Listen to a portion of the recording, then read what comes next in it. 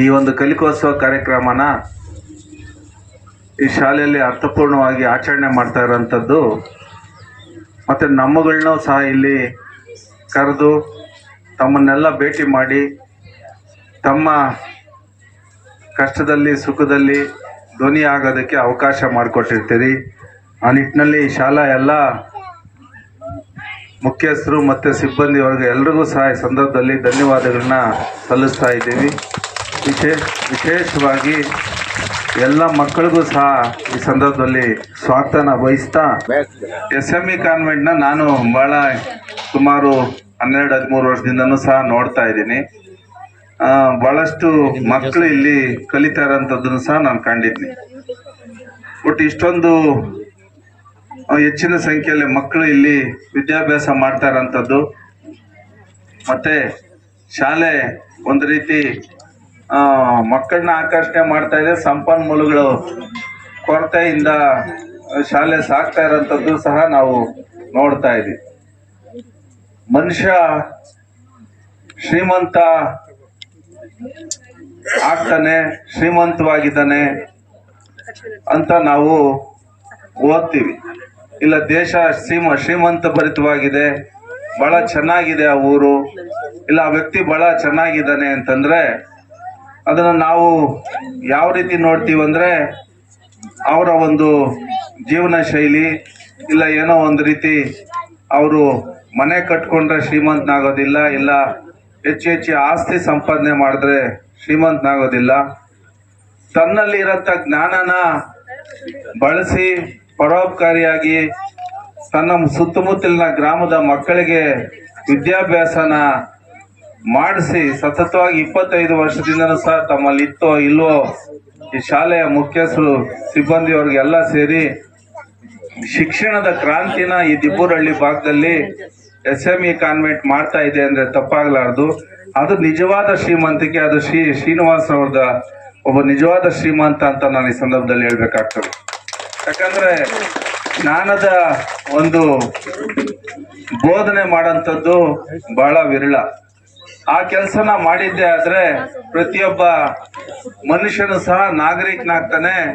ತನ್ನ ಬೆಳವಣಿಗೆ, ತನ್ನ ಏನು ಗುರಿ ಇರ್ತದೆ ಅದನ್ನ ಮುಟ್ಟೋದಕ್ಕೆ ನಾವು ಕಲಿಯಂತ ವಿದ್ಯಾಭ್ಯಾಸ ಬಹಳ ಮುಖ್ಯವಾಗ್ತದೆ. ನಾವೆಲ್ಲ ರೀತಿಯಲ್ಲೂ ಸಹ ಸಮಾಜದಲ್ಲಿ ನೋಡ್ತಾ ಇರ್ತೀವಿ. ಕೆಲವರು ಉತ್ತಮರಾಗಿ ರೂಪುಗೊಳ್ತಾ ಇರ್ತಾರೆ, ಕೆಲವರು ಕೆಟ್ಟ ಕೆಲಸಗಳು ಮಾಡೋಂಥದ್ದು ನೋಡಿರ್ತೀವಿ. ಇನ್ನು ಕೆಲವರು ಮೃಗಗಳಾಗಿ ಬಿಹೇವ್ ಮಾಡೋಂಥದ್ದು, ಎಲ್ಲೋ ಒಂದು ರೀತಿ ಇವನೇನಪ್ಪ ಪ್ರಾಣಿ ತರ ಆಡ್ತಾನೆ ಅನ್ನೋಂಥ ಗುಣ ಇರೋಂಥವನ್ನು ನಾವು ಮನುಷ್ಯನ ನೋಡ್ತಾ ಇರ್ತೀವಿ. ಆದರೆ ಮನುಷ್ಯನ ಸಂಪೂರ್ಣವಾಗಿ ಮನುಷ್ಯನ ಮಾಡೋಂಥದ್ದು, ಅವನಲ್ಲಿ ಒಳ್ಳೆ ಗುಣಗಳನ್ನ ತುಂಬಂಥದ್ದು, ಒಳ್ಳೆ ಆಚಾರ ವಿಚಾರಗಳನ್ನ ತುಂಬಂಥದ್ದು ಬಂದು ಶಾಲೆನೇ ಮುಖ್ಯ ಕಾರಣಕರ್ತ ಒಂದು ದೇವಸ್ಥಾನ ಆಗ್ತದೆ. ನಾವು ನೂರಾರು ದೇವಸ್ಥಾನಗಳು ಕಟ್ಟೋದಕ್ಕೆ ಹೋಗ್ತೀವಿ, ಎಲ್ಲೆಲ್ಲೋ ಮನೆಗೊಂದೊಂದು ದೇವಸ್ಥಾನಗಳು ಮಾಡ್ಕೊಂತೀವಿ. ನಮ್ಮ ಹತ್ರ ಬಹಳಷ್ಟು ಜನ ಬರ್ತಾರೆ, ದೇವಸ್ಥಾನ ಕಟ್ತಾ ಇದೀವಿ, ನೀವೆಲ್ಲ ಸಪೋರ್ಟ್ ಮಾಡಬೇಕು, ನಾನು ಅರಿಕೆ ಮಾಡ್ಕೊಂಡಿದ್ದೆ, ನನ್ನ ಕನ್ಸಲ್ಲಿ ದೇವ್ರು ಬಂದಿತ್ತು ಅಂತ. ದೇವರು ನಾವೇನು ಮಾಡ್ತೀವಿ, ನಾವು ಮಾಡೋಂಥ ಕೆಲಸನೇ ದೇವ್ರ ದರ್ಶನ ಆದಂಗೆ. ನಾವು ನಮಗೋಸ್ಕರ ಕೆಲಸ ಮಾಡಿಕೊಂಡು ನಮ್ಮ ಕುಟುಂಬಕ್ಕೋಸ್ಕರ ದುಡಿಯೋಂಥದ್ದಾದ್ರೆ ಅದೇ ಒಂದು ದೊಡ್ಡ ಸಾಧನೆ ಆಗ್ತದೆ. ಸದಾ ದೇವ್ರು ನಮ್ಮ ಜೊತೆ ಇದ್ದು ಆಶೀರ್ವಾದ ಮಾಡ್ತಾರೆ. ಅದನ್ನ ನಾವು ಮಾಡೋದಕ್ಕೆ ಹೋಗೋದಿಲ್ಲ. ನಾವ್ ಏನ್ ಹೇಳಿದ್ರು ಸಹ ಅವ್ರು ಕೇಳಿಸ್ಕೊಳ್ಳೋದು ಇಲ್ಲ ನಾವು ಕಟ್ತಾ ಇದೀವಿ, ನೀವೇನಾದ್ರೂ ಮಾಡ್ಬೇಕು ಅಂತ. ಆದ್ರೆ ಬಹಳ ಅರ್ಥಪೂರ್ಣವಾದಂತ ಕಾರ್ಯಕ್ರಮ, ಮಕ್ಕಳಿಗೆ ವಿದ್ಯಾಭ್ಯಾಸ ಮಾಡಿಸಂಥದ್ದು, ಅದು ಈ ದೇಶದಲ್ಲಿ ಶಾಲೆಗಳ ಪಾತ್ರ ಬಹಳ ಮುಖ್ಯವಾಗಿ ನಿಂತ್ಕೊಳ್ತದೆ. ಆ ನಿಟ್ಟಿನಲ್ಲಿ SME ಕಾನ್ವೆಂಟ್ ಈ ಭಾಗದಲ್ಲಿ ಒಳ್ಳೆ ಒಂದು ಶಿಕ್ಷಣದ ವ್ಯವಸ್ಥೆನ ಮಾಡಿ ಮಕ್ಕಳಿಗೆ ಜ್ಞಾನಾರ್ಜನೆ ಮಾಡ್ತಾ ಇರೋಂಥದ್ದು ಶ್ಲಾಘನೀಯ. ನಿಟ್ಟಿನಲ್ಲಿ ಎಲ್ರಿಗೂ ಸಹ ನಾನು ಅಭಿನಂದನೆಗಳನ್ನ ಸಲ್ಲಿಸ್ತೀನಿ. ಒಳ್ಳೇದಾಗ್ಲಿ ಈ ಶಾಲೆಯ ಎಲ್ಲ ಮುಖ್ಯಸ್ಥರಿಗೆ ಮತ್ತೆ ಸಿಬ್ಬಂದಿ ವರ್ಗಕ್ಕೆ. ಯಾಕೆಂದ್ರೆ ನಾವು ಕಲಿಬೇಕಾದ ನಮ್ಮ ತಾಯಿಯವರು ಹೆಸರು ಹೇಳ್ತಾ ಇದ್ರು, ನಮ್ಮ ಶ್ರೀನಿವಾಸ್ ಅವರು. ನಾನಿಲ್ಲ ಅಂದ್ರೂ ಸಹ ಆ ಅಮ್ಮ ಬಂದು ಪಾಪ ಶಾಲೆನ ದಿನನಿತ್ಯ ಬಂದು ನೋಡೋಂಥದ್ದು ರುದ್ರಮ್ಮ ಅವರು, ಕದ್ರಮ್ಮ ಅವರು. ಇದು ಯಾವ ರೀತಿ ಬರ್ತದೆ ಅಂದ್ರೆ ಒಂದು ಜವಾಬ್ದಾರಿ. ಕದ್ರಮ್ಮ ಏನೋ ಓದ್ಕೊಂಡಿಲ್ಲ ಅಂದ್ರೂ ಸಹ ಬೆಳಗ್ಗೆ ಹೇಳ್ತಾನೆ, ನನ್ನ ಮಕ್ಕಳು ನನ್ನ ನನ್ನದೇ ಶಾಲೆ, ನಾನೇನೋ ಹೋಗಿ ಅಲ್ಲಿ ಮಕ್ಕಳನ್ನ ಪಾಲನೆ ಮಾಡ್ಕೊಬೇಕು, ಕಷ್ಟ ಸುಖ ನೋಡ್ಬೇಕು, ಶಾಲೆ ಬಾಗಲ್ ತೆಗಿಬೇಕು, ಕ್ಲೀನ್ ಮಾಡ್ಬೇಕು, ಇಲ್ಲ ಏನೋ ಒಂದು ತನ್ನ ಕೈಲಾದಂತ ಕೆಲಸ ಮಾಡಂತ ಜವಾಬ್ದಾರಿ ಇದೆಯಲ್ಲ, ಅದು ಪ್ರಾಮಾಣಿಕತೆ. ಆ ಪ್ರಾಮಾಣಿಕತೆ, ಆ ಜವಾಬ್ದಾರಿ ಮನುಷ್ಯನ ನಿಜವಾದ ಶ್ರೀಮಂತಿಕೆ ಮಾಡ್ತದೆ. ನಿಜವಾದ ಶ್ರೀಮಂತರು ಈ ರೀತಿ ರುದ್ರಮ್ಮ ಅಂತವ್ರು, ಶ್ರೀನಿವಾಸ್ ಅವರು ಸಾಕಷ್ಟು ಈ ದೇಶದಲ್ಲಿ ಶಾಲೆಗಳ ವಿಚಾರದಲ್ಲಿ ಕೆಲಸ ಮಾಡೋಂಥವ್ರನ್ನ ನಾವು ಶ್ಲಾಘನೆ ಮಾಡ್ಬೇಕಾಗ್ತದೆ. ಆ ನಿಟ್ಟಿನಲ್ಲಿ ಹೆಚ್ಚು ಸಮಯ ತಗೊಳ್ಳೋದು ಬೇಡ. ನಾನು ಈ ಶಾಲೆನ ನೋಡಿದ್ರೆ ನಮ್ಮಗಳ ಒಂದು ಅವಶ್ಯಕತೆನೂ ಈ ಶಾಲೆಗಿದೆ ಅನ್ಸುತ್ತೆ. ಬಹಳಷ್ಟು ಏನು ಮೂಲಭೂತ ಸೌಕರ್ಯಗಳು, ಏನೋ ಒಂದು ವಿಚಾರಗಳನ್ನ ಇಲ್ಲಿ ನಮ್ಮ ಒಂದು ಸಹಕಾರ, ಸಹಾಯ ಅಂತ ನೀವೆಲ್ಲ ಏನ್ ಹೇಳ್ತಿರೋ ಅವೆಲ್ಲನೂ ಸಹ ಇಲ್ಲಿ ನಾವು ಮಾಡೋಂಥದ್ದು ಹಾಕ್ಬೇಕು ಅನ್ನೋಂಥದ್ದು ನಾನು ನಿಮ್ಮನ್ನೆಲ್ಲ ನೋಡಿದಾಗ ಆ ಜವಾಬ್ದಾರಿನ ನಾನು ನಮ್ಮ ಕೈಲಾದ ಮಟ್ಟಿಗೆ ತಮ್ಮಗಳಿಗೆ ಸಹಾಯ ಆಗುವಂಥ ನಿಟ್ಟಿನಲ್ಲಿ ಈ ಶಾಲೆಗೆ ಸ್ಪಂದಿಸ್ತೀವಿ ಅಂತ ಈ ಸಂದರ್ಭದಲ್ಲಿ ಹೇಳಿ, ಈಗ SSLC ಇನ್ನೇನು ಪರೀಕ್ಷೆಗಳು ಸಹ ಪ್ರಾರಂಭ ಆಗ್ತಾ ಇದೆ. ಬಹಳಷ್ಟು ಕಠಿಣ ಅಭ್ಯಾಸನ ಮಾಡಿ ನಮ್ಮ ಮಕ್ಕಳು, ತಂದೆ ತಾಯಿಗಳು ಸಹ ಬಹಳ ಪ್ರೋತ್ಸಾಹ ಮಾಡ್ತಾ ಇರ್ತೀರಿ. ತಾವು ತಿಂತಿರೋ ಉಣ್ತಿರೋ ಗೊತ್ತಿಲ್ಲ, ಮಕ್ಕಳು ಚೆನ್ನಾಗಿರ್ಲಿ, ಚೆನ್ನಾಗಿ ಓದ್ಕೊಂಡು ಅವ್ರು ಮುಂದಕ್ಕೆ ಹೋಗ್ಲಿ, ಈ ದೇಶ ಕಟ್ಟಂತ ಒಳ್ಳೆ ಸತ್ಪ್ರಜೆಗಳಾಗಿಲಿ, ನಮ್ಮ ಕುಟುಂಬ ಚೆನ್ನಾಗಿ ನಿರ್ವಹಣೆ ಮಾಡೋಂಥ ಶಕ್ತಿ ಅವ್ರಿಗೆ ಬರಲಿ ಅಂತೇಳಿ ಮಕ್ಕಳ ವಿದ್ಯಾಭ್ಯಾಸದ ಬಗ್ಗೆ ಹೆಚ್ಚೆಚ್ಚು ಗಮನ ಎಲ್ಲ ತಂದೆ ತಾಯಿಗಳು ಸಹ ಕೊಡ್ತಾ ಇರ್ತೀರಿ. SSLC ಪ್ರಮುಖವಾದಂಥ ಘಟ್ಟ. ಆ ಮಕ್ಕಳು ಚೆನ್ನಾಗಿ ಅಭ್ಯಾಸ ಮಾಡಿ ಒಳ್ಳೆ ಫಲಿತಾಂಶ ಕಂಡುಕೊಂಡು ಹೆಚ್ಚೆಚ್ಚು ಅಂಕ ಗಳಿಸಿ ಉತ್ತೀರ್ಣರಾಗಿಲ್ಲ ಅಂದ್ರೆ ನಮ್ಮ ಅಪ್ಪ ನಮ್ಗೊಂದು ಮಾತಾಡಿದ್ರು, SSLC ರಿಸಲ್ಟ್ ಬಂದಿತ್ತು, ಏನಾದ್ರು ನಾನು ನಮ್ಮ ಬ್ರದರ್ ಇಬ್ರು SSLC ರಿಸಲ್ಟ್ ನೋಡಕ್ ಬರ್ಬೇಕಿತ್ತು ಶಿಡ್ಲಘಟ್ಟಕ್ಕೆ ವಾಪಸ್ಸು. ನಾವು ಅಕಸ್ಮಾತ್ ಏನೊಂದು ಫೈಲ್ ಆಗಿದ್ರೆ ಸೀದಾ ಮನೆಗೆ ಬಂದ್ಬೇಡಪ್ಪ, ಏನು ಯೋಚನೆ ಮಾಡಕ್ ಹೋಗ್ಬೇಡ ಅಂತ ಹೇಳಿದ್ರು. ಅಂದ್ರೆ ಅವ್ರಿಗೆ ಒಂದು ರೀತಿ ನಾವು ಹೆಂಗ್ ಓದ್ತಾ ಇದ್ದೀವಿ, ಏನು ಓದ್ತಾ ಇದೀವಿ ಅನ್ನೋದು ಅರಿವಿರ್ತಾ ಇರಲಿಲ್ಲ. ಅವರಾಯ್ತು, ಅವ್ರ ವ್ಯವಸಾಯ ಆಯ್ತು, ನಮ್ಮನ್ನ ಮನೆ ಜೀವನ ಮಾಡೋಂಥದಕ್ಕೆ ಕಷ್ಟಪಡೋಂಥದ್ದೇ ಇರ್ತಾ ಇತ್ತು. ಹಾಗಾಗಿ ಓದು, ಫಲಿತಾಂಶ ಅವೆಲ್ಲನೂ ಸಹ ಒಂದು ರೀತಿ ನಮ್ಗೆ ಮುಖ್ಯನೇ. ಆದ್ರೆ ಪರಿಸ್ಥಿತಿಗಳು ನಮ್ಗೆ ವಿರೋಧವಾಗಿದ್ರು ಸಹ ಅದೇ ಮುಕ್ತಾಯ ಅಲ್ಲ. ಪ್ರತಿಯೊಂದು ಪ್ರಾರಂಭಕ್ಕೂ ಕೊನೆ ಇರ್ತದೆ, ಪ್ರತಿ ಕೊನೆಯಲ್ಲೂ ಮತ್ತೆ ಪ್ರಾರಂಭ ಆಗ್ತಾ ಇರ್ತದೆ. ಹಂಗಾಗಿ ಸೋತ್ರು ನಮ್ಗೆ ಎದೆಗುಂದಂಗಿಲ್ಲ, ಗೆದ್ರೂ ಸಹ ನಾವು ಅದನ್ನ ಬೀರಂಗಿಲ್ಲ. ಹಾಗಾಗಿ ಎಲ್ಲಾನು ಸಹ ಫಲಿತಾಂಶ ಯಾವುದೇ ರೀತಿ ಇದ್ರೂ ಸಹ ತಾವು ಸಲೀಸಾಗಿ ತಗೊಂಡು ಮುಂದೆ ಜೀವನ ಕಟ್ಕೊಳ್ಳುವಂಥದ್ದು ಮತ್ತೆ ತಮ್ಮ ಗುರಿ ಮುಟ್ಟೋದಕ್ಕೆ ಸಾಕಷ್ಟು ಅವಕಾಶ ಇರ್ತದೆ. ಆ ನಿಟ್ಟಿನಲ್ಲಿ ತಾವೆಲ್ಲ ಸಾಗಬೇಕು. ತಮ್ಗೆ ಒಳ್ಳೇದಾಗ್ಲಿ.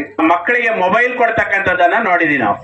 ಈಗ ಬರ್ತಕ್ಕಂತ ಎಲ್ಲ ಶಾಲೆಗಳಲ್ಲಿ ಕೂಡ, ನಮ್ಮ ಗೌರ್ಮೆಂಟ್ ಶಾಲೆಗೆ ಬರ್ತಕ್ಕಂಥ ವಿದ್ಯಾರ್ಥಿಗಳು ಕೂಡ ಅಷ್ಟೇನೆ, ಈ ಕಾನ್ವೆಂಟಿಗೆ ಬರ್ತಕ್ಕಂಥ ವಿದ್ಯಾರ್ಥಿಗಳು ಕೂಡ ಅಷ್ಟೇನೆ. ಮಕ್ಕಳ ಕೈಯಿಂದ ಮೊದಲು ಮೊಬೈಲ್ ಅನ್ನ ವಾಪಸ್ ತೆಗೆದುಕೊಳ್ಳಿ. ನಾವು ಹಿಂದೆ ಕೊರೋನಾ ಇತ್ತು, ಪಾಠ ಮಾಡಕ್ ಆಗ್ತಿರ್ಲಿಲ್ಲ ಅಂತೇಳಿ ನಾವೇ ಅವ್ರ ಕೈಗೆ ಮೊಬೈಲ್ ಕೊಟ್ಟಿದ್ವಿ ನಿಜ. ಆದ್ರೆ ಈಗ ಅವರಿಂದ ನೀವು ದಯವಿಟ್ಟು ಮೊಬೈಲ್ ಅನ್ನ ದೂರ ಇರಿಸಿ. ನೀವ್ ಹೇಳ್ಬೋದು, ನನ್ ಮಗು ತುಂಬಾ ಚೆನ್ನಾಗಿ ಮೊಬೈಲ್ ಅಲ್ಲಿ ಅದನ್ನ ನೋಡ್ತಾ ಇದ್ದಾನೆ, ಇದನ್ನ ನೋಡ್ತಾ ಇದ್ದಾನೆ, ಗೇಮ್ ಆಡೋದಾಗಿರ್ಬೋದು, ಅಥವಾ ನಮಗಿಂತ ಏನು ಗೊತ್ತಿಲ್ಲೋ ಅದನ್ನೆಲ್ಲ ತೋರಿಸ್ತಾನೆ ಅಂತ ಹೇಳ್ತೀರಾ. ಆದ್ರೆ ಆ ಒಂದು ಮಗುವಿಗೆ ಮೊಬೈಲ್ ಒಂದು ಚಟದಿಂದ ನೀವು ಮುಂದೆ ದೂರ ಸರಿಸೋದಕ್ಕೆ ಆಗೋದಿಲ್ಲ. ಅದಕ್ಕೆ ದಯವಿಟ್ಟು ನೀವು ಮಕ್ಕಳಿಗೆ ಯಾವಾಗ ಮೊಬೈಲ್ ನ ದೂರ ಮಾಡ್ತೀರೋ ಆವಾಗ ನಿಮ್ಮ ವಿದ್ಯಾರ್ಥಿಗಳು, ನಿಮ್ಮ ಮಕ್ಕಳು ಚೆನ್ನಾಗಿ ಓದ್ತಾರೆ. ಆಮೇಲೆ ಅವನಿಗೆ ಹಳ್ಳಿಯಿಂದ ಬರ್ತಕ್ಕಂಥ ಮಕ್ಕಳು, ಅವರಿಗೆಲ್ಲ ಸುಮಾರು ವಿದ್ಯಾರ್ಥಿಗಳಿಗೆ ಮಕ್ಕಳಿಗೆ ಏನಂದ್ರೆ ಹಳ್ಳಿಯ ಆಟಗಳೇ ಗೊತ್ತಿಲ್ಲ. ನಾವೆಲ್ಲ ಚಿಕ್ಕವರಾಗಿದ್ದಾಗ ಹಳ್ಳಿಗಳು ಎಷ್ಟೆಲ್ಲನೂ ಕೂಡ ಆಟಗಳನ್ನ ಆಡ್ತಾ ಇದ್ವಿ. ಇವತ್ತಿನ ವಿದ್ಯಾರ್ಥಿಗಳೆಲ್ಲನೂ ಕೂಡ ಬಹಳಷ್ಟು ರೀತಿಯಾಗಿರ್ತಕ್ಕಂಥ ಆಟಗಳನ್ನೆಲ್ಲ ಮರ್ತೋಗಿದ್ದಾರೆ. ಅದಕ್ಕೆ ದಯವಿಟ್ಟು ವಿದ್ಯಾರ್ಥಿಗಳಿಗೆ, ಮಕ್ಕಳಿಗೆ ಆಟ ಪಾಠಗಳಲ್ಲಿ ಹೆಚ್ಚಿನ ರೀತಿಯಾಗಿ ತೊಡಗಿಕೊಡುವಂತೆ ಪೋಷಕರು ನೋಡ್ಕೊಳ್ಬೇಕು. ನೀವ್ ಹೇಳ್ಬೋದು, ನಮ್ಗೇನು ಓದೋದಕ್ಕೆ ಬರೆಯೋದಕ್ಕೆ ಬರೋದಿಲ್ಲ ಸರ್, ಏನ್ ಮಾಡೋದು? ಏನು ಕೇಳ್ಬೇಡಿ, ಎರಡೇ ಪ್ರಶ್ನೆ ಕೇಳಿ. ಇವತ್ತು ಶಾಲೆಗೆ ಹೋಗಿದ್ದ, ಏನ್ ಕಲಿತಿ, ಎಷ್ಟು ಕಲ್ತಿದೀಯಾ ಅಷ್ಟೇ. ಅವ್ರಿಗೆ ಇವತ್ತು ಇಷ್ಟು ಕೇಳಿದಾರೆ, ನಾಳೆ ದಿನ ಚೆಕ್ ಮಾಡ್ತಾರೆ, ಏನ್ ಬರ್ಕೊಂಡ್ ಬಂದಿದೀಯಾ. ನಿಮ್ಗೆ ಬರೆದಿರೋ ಪುಸ್ತಕ, ಬರಿದೇ ಇರುವಂತ ಪುಸ್ತಕ ಗೊತ್ತಾಗುತ್ತೆ. ನಿಮ್ಗೆ ಖಾಲಿ ಪೇಪರ್ ಇರೋದು ಯಾವ್ದು, ಬರೆದಿರೋದು ಯಾವ್ದು ಗೊತ್ತಾಗುತ್ತಲ್ವಾ. ಅದಕ್ಕೇನು ಓದು ಬರಹ ಬರ್ಬೇಕೆಂಬುದಿಲ್ಲ. ಪ್ರತಿನಿತ್ಯನೂ ಕೂಡ ಒಂದೊಂದ್ ಪೇಜ್ ಬರ್ಕೊಂಬರ. ಅವನಿಗೆ ಅನ್ಸುತ್ತೆ, ನಮ್ಮ ಅಪ್ಪ ಅಮ್ಮ ಇನ್ಮೇಲೆ ಬರ್ಕೊಂಡಿದ್ಯಾ ಇಲ್ಲ ಅಂತನಾದ್ರೂ ಚೆಕ್ ಮಾಡ್ತಾರೆ. ನಾವು ಮನೆಯಲ್ಲಿ ಯಾವಾಗ ಅದನ್ನ ಚೆಕ್ ಮಾಡೋದಿಲ್ವೋ ಅವಾಗ ಏನ್ ಅನ್ಸುತ್ತೆ ಹುಡ್ರಿಗೆ, ಅದು ಕೇಳೋದಿಲ್ಲ ಬಿಡು ನಮ್ಮ ಮನೆಯಲ್ಲಿ ಅಂತ ಹೇಳಿ ಅನ್ಕೊಳ್ತಾರೆ. ಅದಕ್ಕೆ ಬಹಳಷ್ಟು ನೆಚ್ಚಿನ ಎಲ್ಲಾ ಪೋಷಕರು ಸೇರಿರೋದ್ರಿಂದ ಅವ್ರಿಗೊಂದು ಕಿವಿ ಮಾತು, ವಿದ್ಯಾರ್ಥಿಗಳೇ, ನಿಮಗೆ ಶಾಲೆಯಲ್ಲಿ ಕೊಟ್ಟಿರ್ತಕ್ಕಂಥ ಹೋಮ್ವರ್ಕ್ ಏನಿರುತ್ತೆ ಅದನ್ನೆಲ್ಲವನ್ನು ಕೂಡ ನೀವು ಶಿಕ್ಷಕರು ಕೇಳ್ತಾರೆ ಅಂತ ಬಲವಂತಕ್ಕಾಗ್ಲಿ ಅಥವಾ ನಿಮ್ ಪೋಷಕರು ಕೇಳ್ತಾರೆ ಅನ್ನುವಂತ ಬಲವಂತಕ್ಕಾಗಿ ಮಾಡಬಾರದು. ಏನ್ ಮಾಡ್ಬೇಕು? ನೀವು ಕಲಿತು ಚೆನ್ನಾಗಿ ಮುಂದೆ ವಿದ್ಯಾವಂತರಾಗ್ಬೇಕು. ನೀವು ನಮ್ಮ ತರ ಒಳ್ಳೆ ಒಳ್ಳೆ ಆಫೀಸರ್ಸ್ ಆಗ್ಬೇಕು. ಹಾಗಾಗಿ ನೀವೆಲ್ಲರೂ ಕೂಡ ಚೆನ್ನಾಗಿ ಓದ್ಬೇಕು. ಓದ್ತೀರಾ ಎಲ್ಲರೂ? ಮೂಲಕ ಮಾಡ್ತಾ ಇರ್ತಕ್ಕಂಥ ವಿಶೇಷವಾದ ಕಾರ್ಯಕ್ರಮ ಕಲಿಕೋತ್ಸವ. ನಿಜವಾಗ್ಲೂ ಕೂಡ ಅಭಿನಂದನೆ ಸಲ್ಲಿಸಬೇಕಾಗ್ತದೆ. ಸರ್ ಹೇಳಿದ್ರು, ಕಲಿಕಾದಲ್ಲಿ ಉತ್ಸಾಹ ಹೆಚ್ಚಾಗುತ್ತಾ ರೀತಿಯಲ್ಲಿ ಹೋದ್ರೆ ಕಲಿಕೋತ್ಸವಗಳಿಗೆ ಅರ್ಥಪೂರ್ಣವಾಗಿರ್ತಕ್ಕಂಥ ಒಂದು ಬೆಲೆ ಸಿಗುತ್ತೆ. ಆ ದಿಸೆಯಲ್ಲಿ ಪೋಷಕರು ಬಹಳ ಹೆಚ್ಚಿನ ಪಾತ್ರವನ್ನು ವಹಿಸಬೇಕಾಗುತ್ತೆ. ತಮ್ಮ ಮಕ್ಕಳು ಏನು ಕಲಿಕೆಯಲ್ಲಿ ಮುಂದುವರಿತಾ ಇದ್ದಾರೆ, ಕಲಿಕೆ ಆಗ್ತಾ ಇದೆ ಇಲ್ವಾ, ಅದು ಯಾವುದೇ ಶಾಲೆ ಆಗಿರ್ಲಿ ಕೂಡ, ಸರ್ಕಾರಿ ಶಾಲೆ ಆಗಿರ್ಲಿ, ಖಾಸಗಿ ಶಾಲೆ ಆಗಿರ್ಲಿ, ಅನುದಾನಿತ ಶಾಲೆ ಆಗಿರ್ಲಿ, ನಮ್ಮ ಮಕ್ಕಳು ಏನು ಕಲಿಕೆಯನ್ನು ಮಾಡ್ತಾ ಇದ್ದಾರೆ ಅಂತಕ್ಕಂಥದ್ದನ್ನ ಗಮನಿಸೋದು ಬಹಳ ಮುಖ್ಯವಾಗುತ್ತೆ. ನಮಗೆ ಓದೋದು ಬರೋದಿಲ್ಲ, ಬರೆಯೋದು ಬರೋದಿಲ್ಲ ಅಂತೇಳಿ ನಾವು ಮಕ್ಕಳನ್ನ ಕೇರ್ಲೆಸ್ ಆಗ್ಬಿಟ್ರೆ ನಿಮ್ಮ ಮಕ್ಕಳು ಕೂಡ ಕೇರ್ಲೆಸ್ ಆಗ್ತಾರೆ. ಅದಕ್ಕೆ ಅವಕಾಶ ಕೊಡಬಾರ್ದು. ಅಕ್ಷರಾಭ್ಯಾಸ ಗೊತ್ತಿಲ್ಲದ ತಂದೆ ತಾಯಿ ಕೂಡ ಸಂಜೆ ಮನೆಗೆ ಮಕ್ಕಳು ಬಂದ ತಕ್ಷಣ ಪುಸ್ತಕ ತಗೊಂಡು ಓದಪ್ಪ, ಬರೆಯಪ್ಪ, ಏನು ಹೋಮ್ವರ್ಕ್ ಕೊಟ್ಟಿದ್ದಾರೆ ಮಾಡುವಂತಕ್ಕಂಥದನ್ನ ಹೇಳಿದ್ರೆ ಸಾಕು, ಆ ಮಕ್ಕಳು ಗಮನಿಸ್ಕೊಂಡು ಹೋಗ್ತಕ್ಕಂಥದ್ದು ಆಗುತ್ತೆ. ಸ್ವಾಮಿ ವಿವೇಕಾನಂದರು ಹೇಳ್ತಾರೆ, ಶಿಕ್ಷಣ ಅಂತಕ್ಕಂಥದ್ದು ಒಂದು ಕಡೆ ನಿಂತ ನೀರಲ್ಲ, ಅದು education is the manifestation of perfection ಅಂತ ಹೇಳ್ತಾರೆ. ಶಿಕ್ಷಣ ಅಂತಕ್ಕಂಥದ್ದು ಪ್ರತಿಯೊಬ್ಬ ವ್ಯಕ್ತಿಯಲ್ಲೂ ಕೂಡ ಹುಟ್ಟುತ್ತಾನೆ ಬಂದ್ಬಿಟ್ಟಿದೆ. ಬರೀ ಅಕ್ಷರ ಕಲಿದೇ ಇರೋರ್ಗಲ್ಲ, ಎಲ್ಲರಿಗೂ ಕೂಡ ತನ್ನಲ್ಲಿ ತನಗೆ ಏನು ಶಿಕ್ಷಣ ಬೇಕೋ ಅದಂತಕ್ಕಂಥ ಗೊತ್ತಿರುತ್ತೆ. ಒಬ್ಬ ಅನಕ್ಷರಸ್ಥ ಮಾರ್ಕೆಟ್ಗೆ ಗೂಡೆತ್ಕೊಂಡೋದ್ರೆ ಅಥವಾ ಮಾರ್ಕೆಟ್ಗೆ ಕಳ್ಳೆಕಾಯಿ ಎತ್ಕೊಂಡೋದ್ರೆ ಅಕ್ಷರ ಬರೆಯೋದು ಬರಲ್ಲ, ಆದ್ರೆ ಎಲ್ಲ ಲೆಕ್ಕಾಚಾರವನ್ನ ಎಲ್ಲವನ್ನು ಕೂಡ ಅಲ್ಲೇ ನಿಮಿಷದಲ್ಲಿ ಲೆಕ್ಕ ಹಾಕ್ತಾನೆ. ಸೊ ಹಾಗಾಗಿ ಆತ ಅನಕ್ಷರಸ್ಥ ಅಲ್ಲ, ಅಕ್ಷರಸ್ಥನೇ, ಸ್ವಂತ ಜ್ಞಾನ ಇದೆ. ಹಾಗೆ ಅಂತೇಳಿ ನೀವು ತಂದೆ ತಾಯಿಗಳು ಯಾರು ಕೂಡ ಆ ರೀತಿ ಮೈ ಮರಿದೀರಾ. ನಿಮ್ಮ ಮಕ್ಕಳನ್ನ ಅಕ್ಷರಸ್ಥರಾಗಿ ಮಾಡಿಸೋದ್ರ ಮೂಲಕ, ಆ ಮಕ್ಕಳ ಕನಸು ಏನಿದೆ ಅಂತ ತಿಳ್ಕೊಳ್ಳೋದ್ರ ಮೂಲಕ ಆ ಕನಸಿಗೆ ನೀವು ನೀರನ್ನ, ಗೊಬ್ಬರವನ್ನು ಹಾಕಿ ಆ ಮಕ್ಕಳನ್ನು ಬೆಳೆಸಬೇಕಾಗಿದೆ. ಮಕ್ಕಳಲ್ಲೂ ಕೂಡ ಒಂದು ಉತ್ತಮವಾದ ಕನಸು ಇಟ್ಕೋಬೇಕಾಗುತ್ತೆ. ಡಾಕ್ಟರ್ ಅಬ್ದುಲ್ ಕಲಾಂ ಹೆಸರು ಕೇಳಿದಾರ ಮಕ್ಕಳು? ಏನಾಗಿದ್ರು ಅವರು? ಏನಾಗಿದ್ರು ಹೇಳ್ಬೇಕು, ದೊಡ್ಡ ಮಕ್ಳು ಹೇಳ್ಬೇಕು, ಸಣ್ಣ ಮಕ್ಕಳಲ್ಲ. ಅವರೊಬ್ಬ ಶ್ರೇಷ್ಠ ವಿಜ್ಞಾನಿಯಾಗಿದ್ರು, ಶ್ರೇಷ್ಠ ರಾಷ್ಟ್ರಪತಿ ಅಂತ ಹೆಸರು ತಗೊಂಡ್ರು. ಕ್ಷಿಪಣಿ ಜನಕ, ಅವರು ಕ್ಷಿಪಣಿ ಜನಕ ಅಂತ ಕರೀತಾರೆ. ಅಂತ ಒಬ್ಬ ಮಹಾನ್ ವ್ಯಕ್ತಿ ಹೇಳ್ತಾರೆ, ನಿಮ್ಮಲ್ಲಿ ಒಂದು ಕನಸಿರಬೇಕು ಅಂತ, ಮಕ್ಕಳಲ್ಲಿ ಒಂದು ಕನಸು ಕಟ್ಕೋಬೇಕು ನೀವು. ಆ ಕನಸು ಹೇಗಿರ್ಬೇಕಂದ್ರೆ ದೊಡ್ಡ ಕನಸು ನಿಮ್ಮಲ್ಲಿ ಇರಬೇಕು. ಆ ಕನಸು ನಿಮ್ಮ ಜೀವನದಲ್ಲಿ ಎಂದಾದ್ರೂ ಒಂದಿನ ಸಫಲ ಆಗುತ್ತೆ. ದೊಡ್ಡ ಕನಸು ಕಾಣಿಸ್ರೆ ಕನಿಷ್ಠ ಚಿಕ್ಕದಾದ್ರೂ ನೀವು ಸಕ್ಸಸ್ ಆಗ್ತೀರಿ. ನೀವು ಡಾಕ್ಟರ್ ಆಗ್ತಿರೋ, ಇಂಜಿನಿಯರ್ ಆಗ್ತಿರೋ, ಸಾಮಾನ್ಯ ಕೃಷಿಕ ರೈತನಾಗ್ತಿರೋ, ನಿಮಗೆಲ್ಲ ಪಾಠ ಮಾಡ್ತಿರೋ ಶಿಕ್ಷಕ ಆಗ್ತಿರೋ, ಈ ದೇಶ ಕಟ್ತಕ್ಕಂಥ ರಾಜಕಾರಣಿಗಳಾಗ್ತಿರೋ, ಏನೋ ನಿಮ್ಮ ಕನಸು ಹೊಂದಿರಲಿ, ಆ ಕನಸನ್ನು ಪೂರೈಸಿಕೊಳ್ಳೋ ಪ್ರಯತ್ನ ನಿಮ್ಮದಾಗ್ಲಿ. ಅದಕ್ಕಾಗಿ ಶಿಕ್ಷಣ ಒಂದೇ ಮಾರ್ಗ, ಬೇರೆ ಯಾವುದೂ ಮಾರ್ಗ ಇಲ್ಲ. ಆ ಶಿಕ್ಷಣದಲ್ಲಿ ನೀವೆಲ್ಲ ಸಾಗಲಿ ಅಂತಕ್ಕಂಥ ಒಂದು ಆಶಯವನ್ನು ವ್ಯಕ್ತಪಡಿಸ್ತಾ, ಈ ಸಂಸ್ಥೆಯವರು ಅತ್ಯುತ್ತಮ ರೀತಿಯಲ್ಲಿ ಸಂಸ್ಥೆಯನ್ನು ಕಟ್ಟಿ ಬೆಳೆಸಿ ನಿಮಗಾಗಿ ಬೆಳೆಸ್ತಾ ಇದ್ದಾರೆ. ಈ ಒಂದು ಕಾರ್ಯಕ್ರಮ ಅತ್ಯಂತ ಯಶಸ್ವಿಯಾಗಿ ನಡೆಸಿಕೊಟ್ಟಿದ್ದಾರೆ. ಹಾಗಾಗಿ ಸಂಸ್ಥೆಯವರಿಗೆ ಮತ್ತು ಸಮುದಾಯದವರಿಗೆ ಮತ್ತು ಎಲ್ಲರಿಗೂ ಕೂಡ ವಿಶೇಷವಾಗಿ ಪುಟ್ಟ ಮಕ್ಕಳಿಗೆ, ವಿಶೇಷವಾಗಿ ಅದರೊಳಗೆ SSLC ಇನ್ನು ಕೇವಲ 20 ದಿನ ಇದೆ ಎಕ್ಸಾಮ್. ಮಾರ್ಚ್ 21ರಿಂದ ಪರೀಕ್ಷೆ ಶುರುವಾಗ್ತಾ ಇದೆ. ಆ ಪರೀಕ್ಷೆ ಅತ್ಯಂತ ಕಠಿಣವಾದ ಪರೀಕ್ಷೆ ಅಂತ ಕಳೆದ ವರ್ಷ ಗೊತ್ತಾಗಿದೆ. ಯಾಕಂದ್ರೆ CC ಕ್ಯಾಮೆರಾಗಳು ಇಡ್ತಾ ಇದ್ದಾರೆ, ಸ್ಟ್ರಿಕ್ಟ್ ಆಗಿ ಎಕ್ಸಾಮ್ ನಡೆಯುತ್ತೆ. ಅದು ಯಾವುದೇ ಇಲ್ಲಿ police, sub inspector, circle inspector ಬಂದು ಕೂತ್ಕೊಂಡ್ರು, ನಿಮ್ಮ ಪರೀಕ್ಷೆ ನೀವು ಬರೆಯೋ ಕಡೆ ನೀವು ಗಮನ ಇರಬೇಕು, ಬೇರೆ ಏನು ಗಮನ ಇರಬಾರ್ದು. ಆ ಪರೀಕ್ಷೆ ಕಡೆ ನೀವು ಹೆಚ್ಚು ದೃಷ್ಟಿ ಕೊಡ್ಲಿ ಅಂತ ಹೇಳ್ತಾ, ನಿಮ್ಗೆಲ್ಲ ಒಳ್ಳೇದಾಗ್ಲಿ, ಶುಭವಾಗ್ಲಿ. ಗುರುತಿಸುವ ಸಲುವಾಗಿ ಕಲಿಕೋತ್ಸವವನ್ನ ಇಲ್ಲಿ ಆಯೋಜನೆ ಮಾಡಿದ್ದಾರೆ. ಇದರಿಂದ ಮಕ್ಕಳಲ್ಲಿರ್ತಕ್ಕಂಥ ಕೌಶಲ್ಯ ಏನು ಸೃಜನಶೀಲತೆ ಇದೆ ಎಂಬತಕ್ಕಂಥದ್ದು ನಮಗೆ ಅರ್ಥ ಆಗುತ್ತೆ. ಆದ್ದರಿಂದನೇ ಸ್ವಇಚ್ಛೆಯಿಂದ ಈಗ ಏನು ಯಾರೋ ಕಾಟಾಚಾರಕ್ಕೆ ಹೋಮ್ವರ್ಕ್ ನೋಡ್ತಾ ಬರೀತಕ್ಕಂಥದ್ದಾಗಲಿ, ಸಾರ್ ಹೇಳ್ತಿದ್ರು, ಮಾಸ್ಟರ್ ಕೇಳ್ತಾರೆ, ಮನೆಯಲ್ಲಿ ಕೇಳ್ತಾರೆ ಅಂತ ಓದ್ತಕ್ಕಂಥದ್ದಲ್ಲ. ಸ್ವಇಚ್ಛೆಯಿಂದ ನೀವು ಮಾಡಿದಂಥ ಸಂದರ್ಭದಲ್ಲಿ ಅದು ಹೆಚ್ಚಿಗೆ ಮನನ ಆಗುತ್ತೆ, ಒಳ್ಳೆಯ ವಿದ್ಯಾರ್ಥಿಗಳಾಗ್ತೀರಿ. ಅದೇ ಥರ ಈಗ ಫೋನ್ ನೋಡ್ತಕ್ಕಂಥದ್ದು ಬೇಡ ಅಂತ ನಮ್ಮ ಸಾಹೇಬರು ಹೇಳಿದರು. ನಾವು ಕೊರೋನಾ ಬಂದಾಗಿಂದ ಫೋನನ್ನು ನಾವೇ ಕೊಡಿಸ್ಕೊಟ್ಟಿವಿ ಪೋಷಕರಿಗೆಲ್ಲ ಹೇಳಿ. ಕಾರಣ ಏನಂತಂದರೆ, ನಿಮ್ಮನ್ನು ಒಂದು ಕಡೆ ಸೇರಿಸಿ ಓದಿಸೋದಕ್ಕೆ ಅವಕಾಶ ಇರಲಿಲ್ಲ ಕೊರೋನಾ ಬಂದಂಥ ಸಂದರ್ಭದಲ್ಲಿ. ಅದರ ಸಲುವಾಗಿ ಫೋನನ್ನು ಕೊಡಿಸಿದ್ವಿ. ಆದರೆ ಈಗ ಫೋನ್ ಹೇಳುತ್ತೆ, ನನ್ನನ್ನು ನೋಡ್ತಾ ಇರೋ, ನೀನೆಲ್ಲಿ ಸಮಾಜದಲ್ಲಿ ತಲೆ ಎತ್ಕೊಂಡು ಓಡಾಡಂಗೆ ಮಾಡೋದಿಲ್ಲ ಅಂತಕ್ಕಂಥದ್ದು ಫೋನ್ ಹೇಳುತ್ತೆ. ಅದೇ ಪುಸ್ತಕವನ್ನು ಓದು, ನೀನು ಸಮಾಜದಲ್ಲಿ ಎಲ್ಲಿ ಬೇಕಾದ್ರೂ ಯಾರು ಏನು ಪ್ರಶ್ನೆ ಕೇಳಿದ್ರು ಸಹ ಉತ್ತರ ಕೊಡ್ತೀನಿ ಅಂತಕ್ಕಂಥ, ಉತ್ತರ ಕೊಡೋದಕ್ಕೆ ನಿನ್ನನ್ನು ಸಾಮರ್ಥ್ಯನಾಗಿ ಮಾಡ್ತೀನಿ ಎಂತಕ್ಕಂಥದ್ದು ಪುಸ್ತಕ ಹೇಳುತ್ತೆ. ದಯವಿಟ್ಟು ಎಲ್ಲ ಮಕ್ಕಳು ಅಷ್ಟೇ ಹೆಚ್ಚಿನದಾಗಿ ಪುಸ್ತಕವನ್ನು ಓದಬೇಕು. ಫೋನನ್ನು ಆದಷ್ಟು ನೋಡತಕ್ಕಂಥದ್ದನ್ನು ಅವಾಯ್ಡ್ ಮಾಡಬೇಕು. ಅದನ್ನು ಮಾಡಿದಂಥ ಸಂದರ್ಭದಲ್ಲಿ ನೀವು ಒಳ್ಳೆ ವಿದ್ಯಾರ್ಥಿಗಳಾಗ್ತೀರಿ, ಒಳ್ಳೆ ಪ್ರಜೆಗಳಾಗ್ತೀರಿ. ಒಳ್ಳೆ ಪ್ರಜೆಗಳಾದಂಥ ಸಂದರ್ಭದಲ್ಲಿ ಒಳ್ಳೆ ಸಮಾಜ ಆಗುತ್ತೆ. ಅದೇ ಥರ ಈ ವಿದ್ಯಾಸಂಸ್ಥೆಗೂ ಹೆಸರಿರುತ್ತೆ, ಇಲ್ಲಿ ಕೆಲಸ ನಿರ್ವಹಿಸ್ತಾ ಇರ್ತಕ್ಕಂಥ ಸಿಬ್ಬಂದಿ ವರ್ಗಕ್ಕೂ ಹೆಸರಿರುತ್ತೆ, ನಿಮ್ಮ ತಂದೆ ತಾಯಿಗಳಿಗೂ ಹೆಸರಿರುತ್ತೆ. ಈಗ ಅದೇ ಜಾಸ್ತಿ ಹೆಚ್ಚು ಅಂಕ ತಗೊಂಡಂಥ ಮಕ್ಕಳ ಒಂದು ಬ್ಯಾನರ್ ಅನ್ನು ಹಾಕಿರ್ತಾರೆ ಶಾಲೆಗಳ ಹತ್ರ. ಯಾಕೆ ಅಂತಂದ್ರೆ ಆ ಥರ ಎಲ್ಲರೂ ಆಗಬೇಕು ಅಂತಕ್ಕಂಥದ್ದು. ಅದೇ ರೀತಿ ಎಲ್ಲ ಶೈಕ್ಷಣಿಕ ಚಟುವಟಿಕೆಗಳಲ್ಲಿ, ಸಾಂಸ್ಕೃತಿಕ ಚಟುವಟಿಕೆಗಳಲ್ಲಿ, ಕ್ರೀಡೆಗಳಲ್ಲಿ ಭಾಗವಹಿಸಬೇಕು. ಅದೆಲ್ಲನೂ ಸಹ ಶಿಕ್ಷಣಕ್ಕೆ ಪೂರಕವಾಗಿರುತ್ತೆ. ಅದನ್ನೆಲ್ಲವನ್ನು ಮಾಡಿಕೊಂಡು ಸರ್ಕಾರದಿಂದ ಸಾರ್ ಹೇಳಿದಾಗೆ ಏನು ಸೌಲಭ್ಯ ಸಿಗುತ್ತೆ ಅದನ್ನು ಈ ಶಾಲೆಗೆ ಒದಗಿಸಿಕೊಡೋದಕ್ಕೆ ಎಲ್ಲ ಇಲಾಖೆ ನಿಮಗೆ ಭರವಸೆಯನ್ನು ಕೊಡ್ತಾ ಇದೆ. ಇನ್ನೂ ಹೆಚ್ಚಿನದಾಗಿ ಮಕ್ಕಳ ಸಂಖ್ಯೆ ಜಾಸ್ತಿಯಾಗಿ ವಿದ್ಯಾಸಂಸ್ಥೆ ಚೆನ್ನಾಗಿ ಬೆಳೀಲಿ.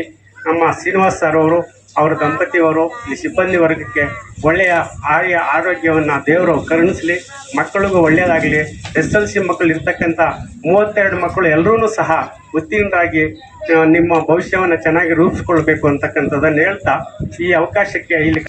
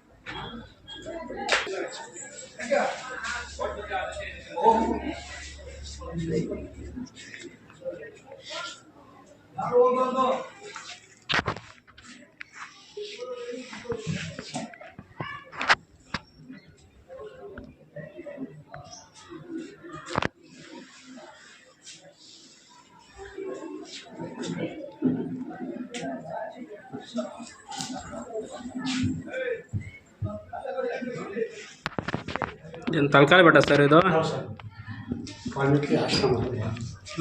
ವಾಲ್ಮೀಕಿ ಆಶ್ರಮ.